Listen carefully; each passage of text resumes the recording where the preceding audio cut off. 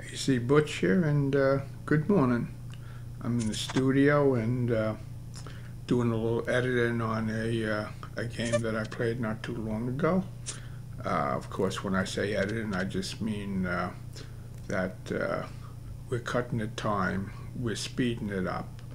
Every play is here from beginning to end, but the game ran like 38 minutes, and I know you don't want to sit back for 38 minutes. So we cut it down to basically about 16 minutes. I extended the last hand or so a little bit, not to go quite as quickly, because to me it was controversial. Sometimes even staying right on your A game, uh, it's still a coin flip, and you have to choose which way to go. And you'll see what I mean at the end. But let's go over a few different things right now. First of all, the importance of sticking to a game that you have played at a winning percentage for a long enough period of time that you truly know you're capable of it, you've done it, and it's like locked in stone. When you're at that point, you don't change. Whatever winning percentage you're doing overall, could be 58%, could be 62, could be 67, 70, which I doubt. Above that, highly unlikely. But whatever it might be, it works. And you're going to go through all different types of stuff. Good periods where everything's going your way. Bad times when nothing's going your way right. Bad beats. The trick is not to go on tilt with those bad beats, because we have to have the confidence in our overall that if we're playing our A game, we're going to win at X amount of percentage throughout the week, the month, the year. Okay, yeah, sometimes we'll have a bad game, we'll have a bad day, sometimes even a bad week. Very seldom, if ever, a bad month. Not in double up. Other games you can, but double up, the roller coaster ride, the highs and the lows are not as steep. The valleys aren't as low, the mountains aren't as high. You stay more towards on an even plane, and that's really the good thing about double up. The peaks are a lot closer. But it is just so important not to worry about losing that hand or losing the game. The only thing, and I find, is a mind game that's real. Worry about the end of the game, you patting yourself on the shoulder and say, I stuck to my game plan. Win, lose, or whatever, I stuck to it, and that's going to make me a winner overall. It's when I start doing what I want the other people to do, panic, chicken out, their chips are getting too low, the blinds are getting too big, and all of a sudden they do silly things that normally they wouldn't do. That really is not part of their game plan. Okay, so basically, besides checking out the way I play, as I've mentioned before, if you have a winning game, you go with it. There's many more than one street to the big avenue. And mine is not the only way, and there might even be better ways than mine. I don't claim that I'm the utmost, foremost expert in double-up poker. I just happen to be a good, consistent player. 10 years, going at a 67% winning rate. Never having a losing month in 10 years, and that is really saying something. Sure, I've had losing games, I've had losing days, I've had losing week or two. I have never ever had one solid losing month. And how consistent can you be? But you know, it goes way beyond just my style of play. It's being on your A game. I go a lot into how to handle bad beats, why it's so important not to go on tilt, and money management. You know, you can play a great game, and if you don't have good money management, you can really hurt yourself and not even be a winner. So many people that I know, good friends of mine, people that I just hung out with and gambled with, that were really, really top notch, but they were wild men. They loved to push the limit. They loved to take the chance. They loved to go for the big score. And so many of them just constantly busted out. I know people that have lost their business, lost their family, you name it. I've seen it. I've been part of it. I mean, growing up in the streets of Brooklyn, especially, let me tell you, and now living in Atlantic City, it's just a continuous thing from what I see and hear. But this is what we're going to go into many times over, is the proper way, when to bet, how to bet, when to back off, when to push it. So, so important. Being able to handle bad beats, don't go on tilt, and the psychological effects behind it. Psychologically, why you shouldn't, what games you play with your mind, which really isn't a game once you understand what I'm talking about. It's not a game, it's real, but I go into how to defeat tilt, how not to go on it, why it's silly, and why there's no reason to. But anyway, we're going to kind of jump over to the end of the game now, so just keep watching it. But I'm going to meet up with you over there.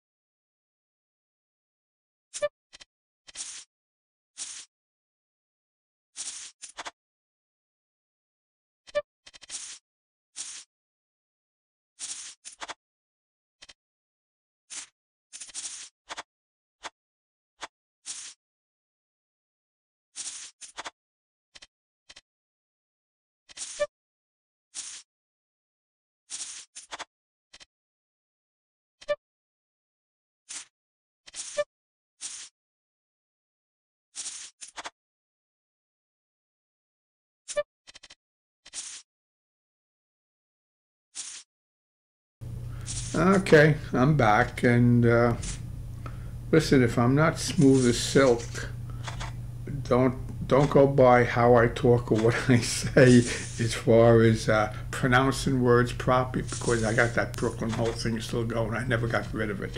Okay, let's go right here.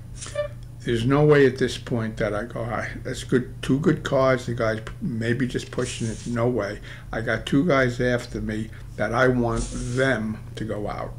I don't want to be the first one. As long as people have lower stacks than me, position-wise, I'm fine. Okay, now over here, this is controversial because player number 3 could still possibly stay in. There's a good chance no matter what happens. You see, even if I bust out to this guy here, I still got some shekels left. I don't know what 3 is going to do. He's got big blinds coming his way, 4 and 2 plus $40 antes. He may just go all in no matter what I have left because people get fearful.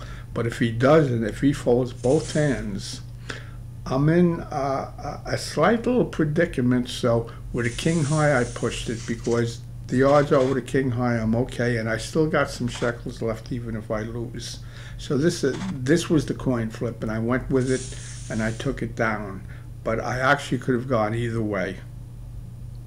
AC Butch, hope you enjoy it. There's a lot to learn. Over and out.